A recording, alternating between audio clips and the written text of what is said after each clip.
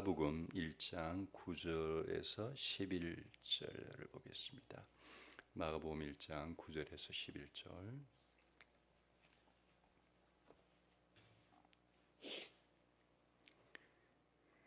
함께 읽겠습니다. 그 무렵에 예수께서 갈릴리 나사렛으로부터 오셔서 요단강에서 요한에게 세례를 받으셨다. 예수께서 물속에서 막 올라오시는데 하늘이 갈라지고 성령이 비둘기같이 자기에게 내려오는 것을 보셨다. 그리고 하늘로부터 소리가 났다. 너는 내 사랑하는 아들이다. 내가 너를 좋아한다. 아멘. 오늘 본문으로 두 번 나누어 설교를 하려고 합니다. 오늘은 예수님의 세례에서 볼 수 있는 참 인간의 모습이라는 제목으로 말씀을 전하려고 합니다. 예수님의 세례에서 볼 수 있는 참 인간의 모습. 그 창세기 1장을 보면 우리가 잘 아는 창조에 대한 말씀이죠. 창세기 1장 그 창조에 대한 말씀을 가만히 읽어보면 반복되는 표현들이 몇 가지가 있어요. 그 중에 하나가 하나님 보시기에 좋았다라는 표현이 등장합니다. 1절에도 2절에도 3절, 4절, 5절에도 하나님 보시기에 좋았다라는 표현이 등장하는데 그 좋았다를 영어로 보니까 good, good이라고 표현했어요. 근데 창조의 마지막 날인 6일째 보면 하나님이 그냥 좋았다가 아니고 보시기에 매우 참 좋았다라고 표현해놨어요. Very good, 참 좋았다. 하나님이 창조하신 자연과 인간을 마지막에 창조가 인간이잖아요. 그러니까 만드신 자연과 인간을 창조하고 나서 하나님 보실 때 Very good, 참 좋았다, 참 좋다. 성경은 그렇게 기록을 하고 있습니다. 여러분, 하나님이 만드신 그 처음 것들은 다 좋았던 것 같아요. 자연이 참 좋았던 것 같아요. 뭐 창조까지 돌아가지 않아도 제가 이제 어릴 때 기억을 되새겨 보면 제가 어릴 때 시골에 잠시 살았는데요. 특별히 여름에 이제 시골에 살 때는 더우니까 이제 집 마당에 평상이 있고 평상에 누워서 잠을 자기도 하고 그랬거든요. 근데 여름 밤에 평상에 누워서 그 이제 뭐 아직 어릴 때 7살, 뭐 6살 그때니까 그때 그 어린 친구들이 여름밤에 평상에 누워서 하는 일 중에 하나가 자기 전에 별 하나, 나 하나, 별둘, 나 둘 이렇게 세다가 그냥 잠이 들어요. 근데 그때 제가 보았던 그 하늘의 별들이 얼마나 많았는지 아시나요? 진짜 그 하늘에 별이 꽉 찼어요. 네. 하늘에 별이 꽉 찼어요. 이럴 때는 그림을 띄워야 되겠죠. 네. 내가 별이 꽉 찬 그 사진을 검색해 보다가 내 마음에 드는 사진이 없었어요. 그나마 저거 좀 비슷하다 싶어서 띄운 거예요. 저건 비교도 안 될 것 같아요. 정말 하늘에 별이 꽉 찬 하늘이었어요. 근데 그때는 그게 그냥 당연한 거지 라고 생각하고 살았지 특별한 거라고 생각하지 않았어요. 지금 보니까 그거는 특별한 경험이었어요. 그런 하늘을 보기 어려워요. 지금 저런 그 하늘에 꽉 찬 별을 보기 위해서는요, 뭐 북유럽, 뭐 아이슬란드, 핀란드 뭐 이런 데 가야 그런 광경을 볼 수 있지 않을까 하는 생각이 들어요. 너무나 아름다웠어요. 공감이 안 되나? 또 그 어릴 때 저녁이 되면요, 반딧불이가 밤에 그 작은 반딧불이가 꽁무니에서 저런 그 신비한 푸른빛, 녹색빛, 저런 신비한 빛을 막 반짝반짝하면서 날아다니는 광경을 그냥 우리 보는 거예요. 매일 밤마다. 황홀한 그림이죠. 예. 너무나 황홀한 그런 광경을 어릴 때 너무나 자연스럽게 보면서 자랐어요. 아름답잖아요. 이런 기억도 나요. 제가 초등학교 저학년 때 친구들하고, 저 부산 사람이거든요, 광안리 해수욕장에 놀러 갔어요. 걸어서 한 2시간 가가지고 3시간? 차비가 그때 10원인가 5원 했거든요. 20원 들고 가는 거예요. 그러면 걸어서, 갈 때는 차 타고 갔나? 갈 때는 버스 타고 가고 몇 시간, 올 때는 10원 아끼려고 아이스케이크 사 먹고 걸어서도 오는 거예요. 근데 그 광안리 해수욕장이 제 기억에 어릴 때 허리 깊이 정도 들어가서 친구들이 같이 이렇게 흔들어요. 발을 지금 흔들면은 밑에 발에 걸려. 잠수해서 꺼내면 2만 원 조개가 나왔어요. 어릴 때. 대합이라 그러죠. 제가 무슨 말하고 싶으냐면, 불과 수십 년 전만 해도 우리가 사는 이 자연이 얼마나 깨끗하고 아름다운 자연이었는지 알았으면 좋겠다는 거예요. 그러니까 하나님이 만드신 그 자연이 원래는 너무나 아름답고 깨끗한 자연이었다는 거예요. 처음의 자연은. 자연뿐만 아니라 사람이 아름다웠어요. 사람이 아름다웠어. 사람들이 다 좀 순수한 것 같아. 순수했던 것 같아. 순수하고 영혼이 맑았고 아름다운 미소가 있고 따뜻한 정이 있고. 요즘 초코파이를 안 먹어서 정이 없다면서요. 좀 많이 드셔야 정이 오고 가는데, 사람들이 정이 있고 환한 미소가 있고 순수하고 맑고 깨끗하고 사람이 아름다웠어요. 근데 요즘은 아닌 것 같아요. 자연도 오염되고 망가지고 사람도 망가지고. 사람이 아름다운 게 아니고 지금은 사람이 제일 무서워요. 제일 흉측한 사람, 존재가 사람이에요. 상상할 수 없는 끔찍한 일들을 저질러요. 여러분, 우리는 너무나 많은 것을 잃어버렸다고 생각해요. 너무나 중요한 것을 너무 많이 잃어버린 것 같아요. 그런데도 무엇을 잃어버렸는지도 잘 모르고 살아요. 여러분, 예술가가 자신이 혼을 쏟아서 만든 작품이 훼손되거나 망가졌을 때 마음이 아프겠죠. 하나님의 마음이 그렇지 않을까요? 하나님께서 정말 당신의 마음을 쏟아서 만드신 작품인 자연, 그리고 당신이 정말 최선을 다해서 만드신 걸작품인 인간, 자연이란 아름다운 작품이, 인간이란 최고의 걸작품이 훼손되고 망가지는 것을 보는 그 하나님의 마음이 어떨까? 참 안타깝지 않을까 하는 생각이 들어요. 여러분, 우리라도 하나님이 만드신 자연과 하나님의 걸작품인 이 사람이 얼마나 아름다운 존재인지를 좀 기억하셨으면 좋겠어요. 아, 사람이 아름다운 존재구나. 그리고 그 사람이라면 어떻게 살아야 하는지를 좀 고민했으면 좋겠어요.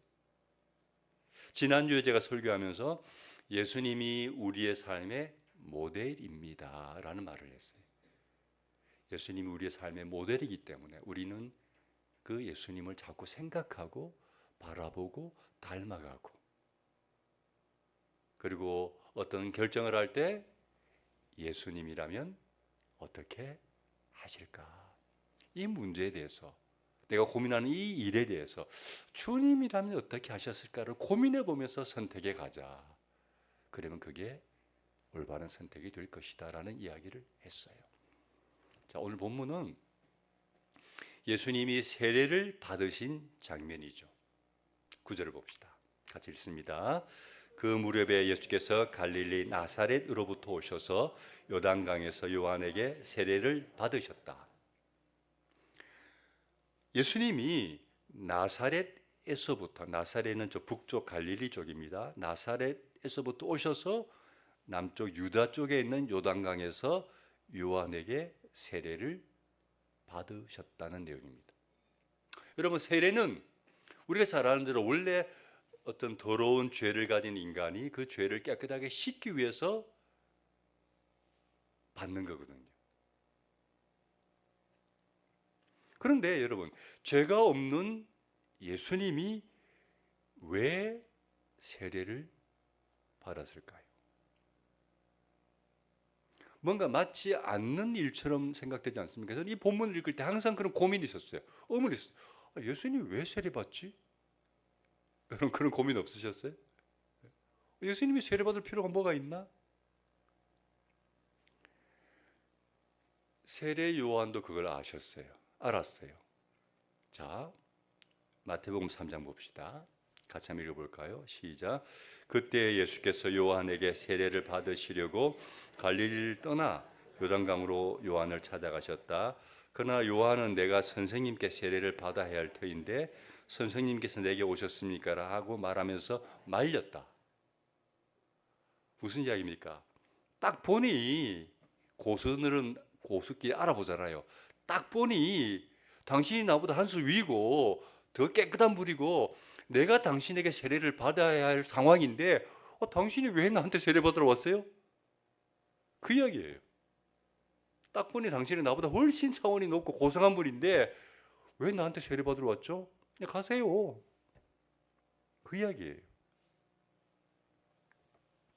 그래서 요한은 세례를 받으려는 예수님을 이거 무슨 말씀하세요? 내가 당신한테 세례 받으셔야죠. 말린 거예요. 여러분, 예수님은 왜 세례를 받으셨을까요? 이 질문에 대한 답을 찾기 전에 먼저 생각해 볼 부분이 있어요. 같이 볼까요? 나라면 그럴 수 있을까? 자, 이 부분을 고민해 봅시다. 나라면 그럴 수 있을까? 라면 아닙니다. 나라면 그럴 수 있을까? 무슨 말이냐면 보세요. 내가 누구예요? 예수님이 누구예요? 하나님이에요. 내가 하나님인데 어떻게 인간에게 고개를 숙일 수 있어요?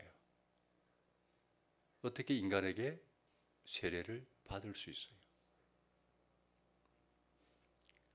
우리에게 적용해 볼까요?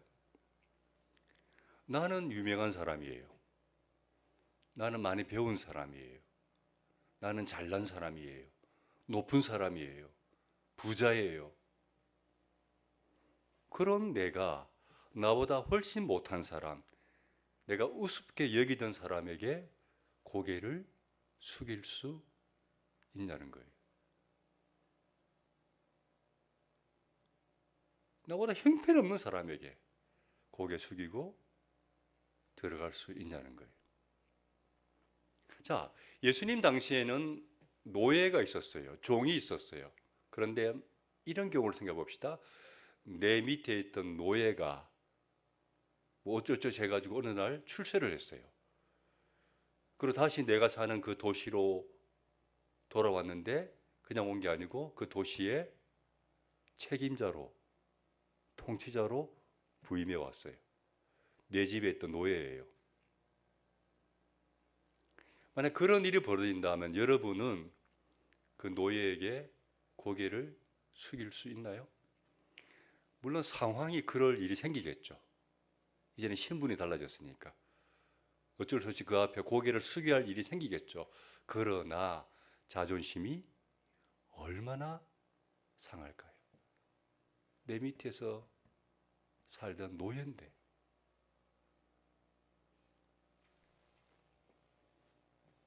하물며 하나님이 어떻게 죄인들이 받는 세례를 받을 수 있냐는 거예요.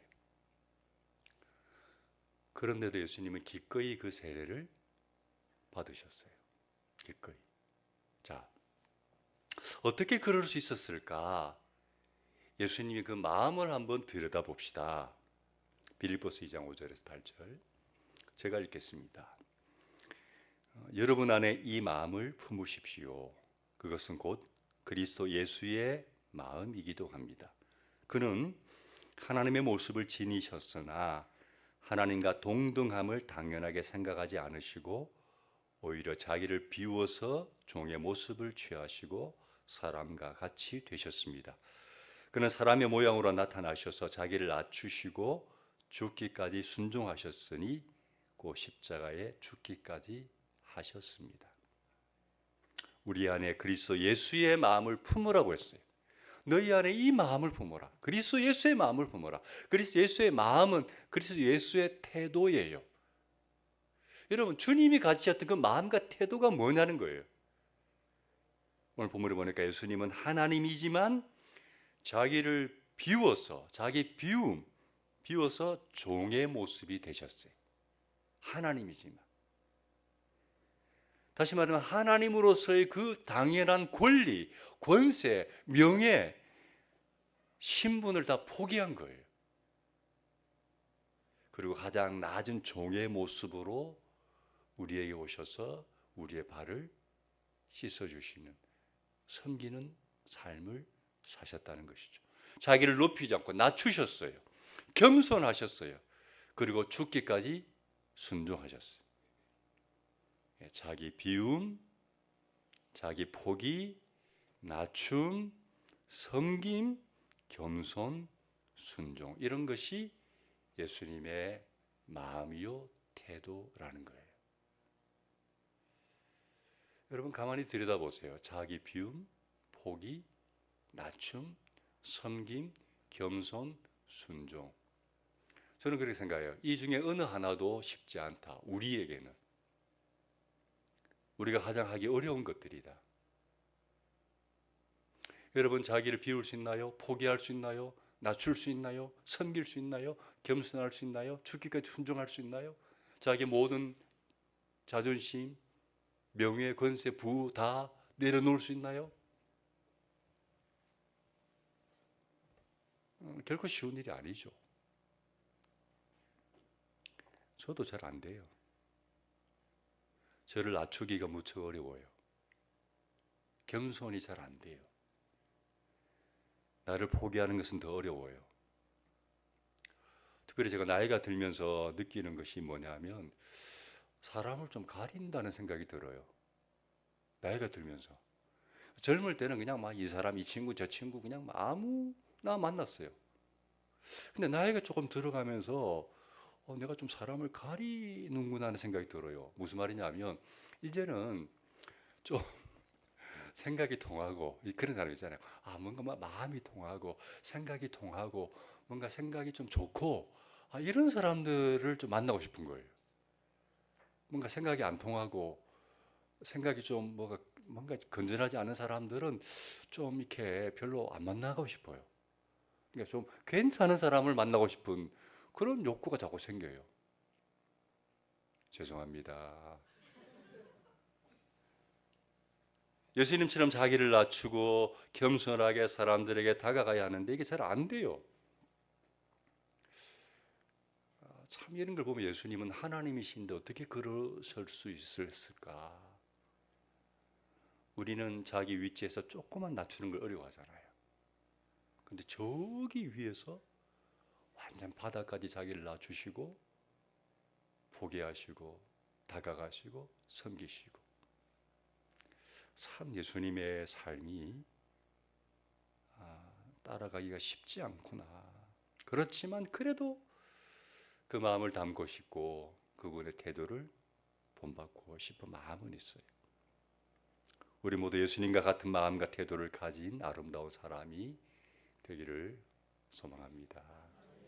예수님 같은 마음, 예수님 같은 태도를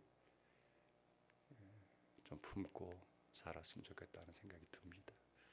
다시 처음 질문으로 돌아갑니다. 예수님은 왜 세례를 받으셨나요?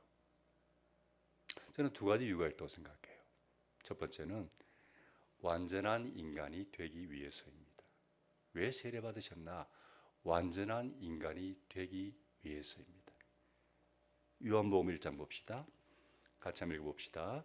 일찍이 하나님을 본 사람은 아무도 없다. 아버지 품속에 계신 외아들이신 하나님께서 하나님을 알려주셨다. 여러분 원래 하나님 본 사람 아무도 없죠. 하나님 본 사람 계세요? 영이시니까 안 보이죠. 그래서 못 보는 게 당연한 거예요. 그런데 하나님이신 예수님이 인간의 몸으로 오셨어요. 그래서 하나님이 안 보이고 어떤 분인지 잘 모르지만 하나님이신 그분이 인간의 모습으로 오셨으니까 부지런히 예수님 바라보면, 예수님의 삶을 묵상해 보면, 아, 하나님이 이런 분이구나. 육신으로 오신 하나님이시니까 예수님을 보면 하나님이 아, 이런 분이구나 알 수 있다는 이야기예요. 그래서 자꾸 예수님 보자는 거예요. 자꾸 예수님을 바라보고 묵상하고 닮아가자는 거죠. 자, 여러분, 예수님은 제가 이 말하고 싶어요. 인간이 되실 때 인간인 척만 하지 않았다. 다시요. 예수님은 인간이 되실 때 인간인 척만 하지 않았다. 무슨 말이냐면 우리 사회는 그런 일들이 꽤 많아요. 특별히 사회적으로 높은 신분에 있는 분들이 소위 말하는 노블리스 오블리제를 실천한다는 명목으로 척을 많이 하죠. 좋은 일 하는 척, 내가 서민들과 어울리는 척, 겸손한 척, 이런 척을 많이 합니다. 왜요? 그래야 사람들이 오, 괜찮은 사람들이구나.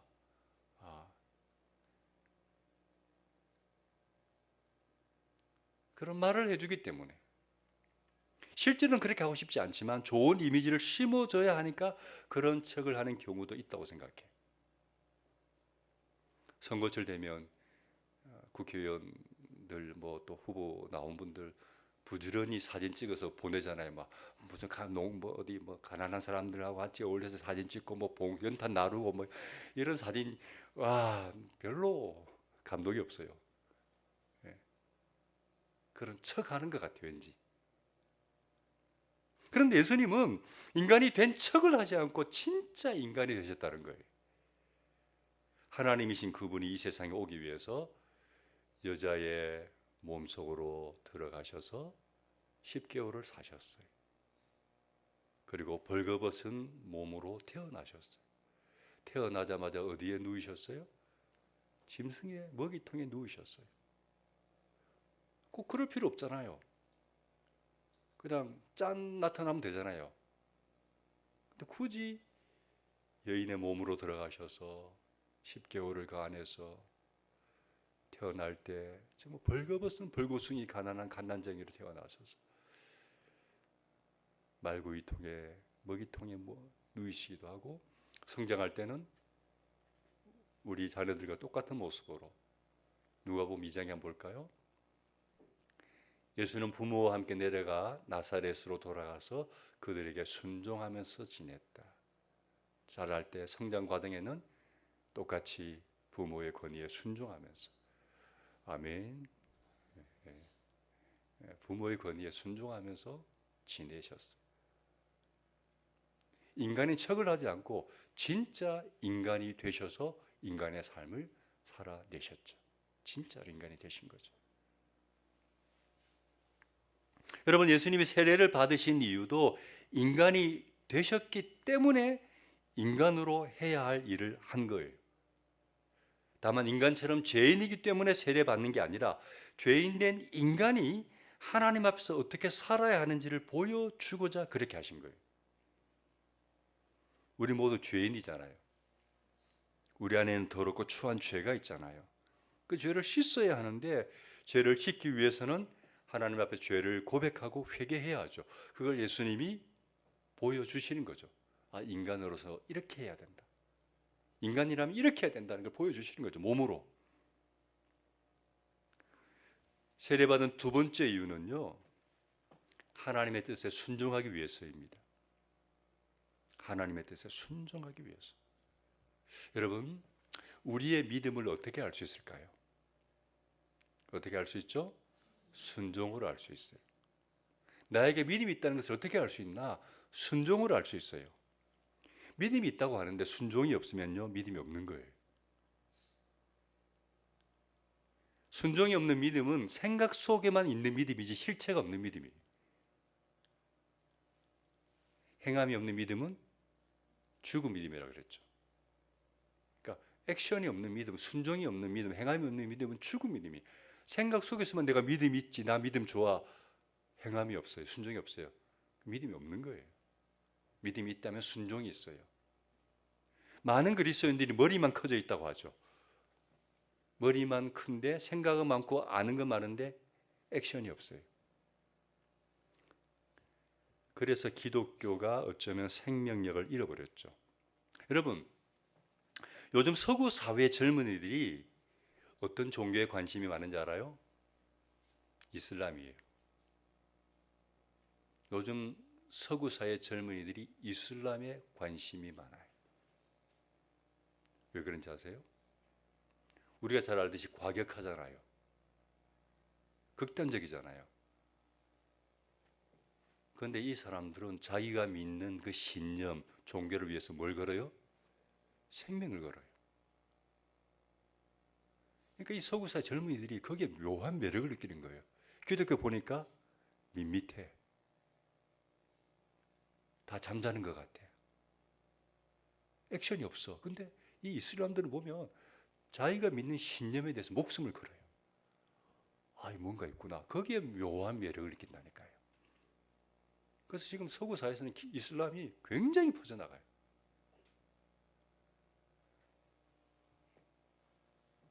반면에 기독교인들은 그런 행동이 없어요. 초대교회 기독교인들은 신앙을 위해서 목숨을 걸었는데 지금 기독교인들은 그런 열정이 없어요. 물에 물 탄 듯이 살아가요. 그래서 현대인들이 별 매력을 주지 못해요. 뭔가 삶이 있고 액션이 있고 역동적인 뭐가 있어야 되는데 그게 안 보이니까 별로 매력이 없는 거야.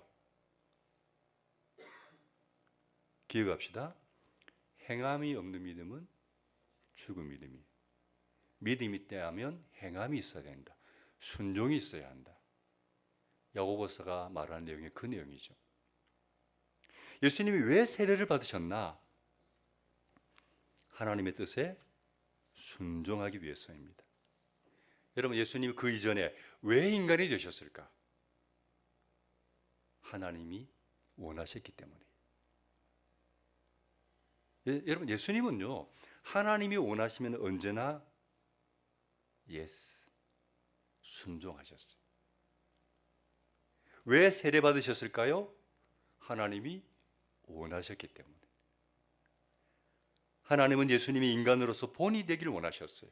참 인간이라면 어떻게 살아야 하는지를 가장 낮은 곳에서부터 하나하나 삶으로 보여주기를 원하셨던 거예요. 그게 하나님의 뜻이었어요. 그래서 예수님은 이해하고 순종하신 거죠.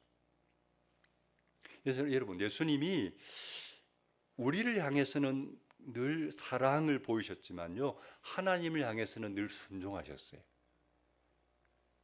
예수님이 이 땅에 사는 동안에 최대 관심사가 뭔가 이거예요. 4장 34절 요한복음 같이 읽습니다. 예수께서 그들에게 말씀하셨다. 나의 양식은 나를 보내신 분의 뜻을 행하고 그분의 일을 이루는 것이다. 어떤 문맥인지 아시죠? 사마리아에서 여인과 만나는 동안에 제자들이 이제 점심거리를 준비하러 시내에 들어갔다가 돌아와서 예수님 점심거리 사왔습니다. 드세요 하니까 예수님 하신 말씀이죠. 예수께서 그들에게 말씀하셨다. 나의 양식은, 그 앞에 보면 나는 너희가 모르는 양식이 있다. 그러면서 나의 양식은 나를 보내신 분의 뜻을 행하고 그분의 일을 이루는 것이다. 여러분, 양식이라는 것은 생존을 위한 필수적인 것이죠. 먹지 않으면 우리가 살 수 없고 먹지 않으면 에너지가 없으니까 일할 수가 없잖아요. 반드시 양식을 먹어야 되잖아요. 그런데 예수님은 당신이 살아가게 만드는 진짜 에너지가 뭔가 밥이 아니라 하나님의 뜻을 행하고 그분의 일을 이루는 것이 나의 양식이다. 예수님은 하나님의 뜻을 행하고 하나님이 원하는 일을 성취했을 때 기쁨을 느꼈고 보람을 느꼈고 삶의 에너지를 얻었던 거예요. 그래서 예수님 모든 관심은 아버지의 뜻을 따르는 것, 그분의 뜻에 순종하는 거예요. 십자가를 앞에 두고도 기도하잖아요. 다 하는 기도죠. 내 뜻대로 하지 마옵시고 아버지의 뜻대로 되기를 원합니다. 십자가라는 죽고 사는 그런 순간에 주님의 관심은 자기 뜻대로 하고 싶은 대로 하는 게 아니고, 주님 이 순간에 내가 원하는 대로 하지 않고 아버지의 뜻대로 하기를 원합니다. 어떻게 그런 마음을 가질까요? 그 중심 가운데, 일평생 달려오는 가운데 그 최대의 관심이 하나님의 뜻을 이루는 삶을 살아내고 싶은 그 중심이 있기 때문에 그 순간에도 그런 고백이 나오는 거죠. 그리고 십자가에서 마지막 운명하실 때 뭐라고 말씀하십니까? 다 이루었다. 하나님께서 당신을 통해서 이루고자 하셨던 그 일을 최선을 다해서 다 성취하셨을 때, 운명하시면서, 십자가에서 운명하시면서도 슬픈 죽음이 아니라 하나님 뜻을 다 이루었다는 그 기쁨과 만족감 속에서 운명하신 거죠. 이게 예수님의 삶이었어요. 말씀을 마무리하려고 합니다. 예수님이 세례를 받은 이유는 그게 아버지의 뜻이었기 때문입니다. 아버지의 뜻이라면 주님은 언제나 예스였어요. 그런 의미에서 예수님은 예스맨입니다. 영어가 나왔네. Jesus is a yes man. 예수님은 예스맨이다. 하나님의 뜻이라면 언제나 예스 하신 분이다. 그게 예수님의 삶이다.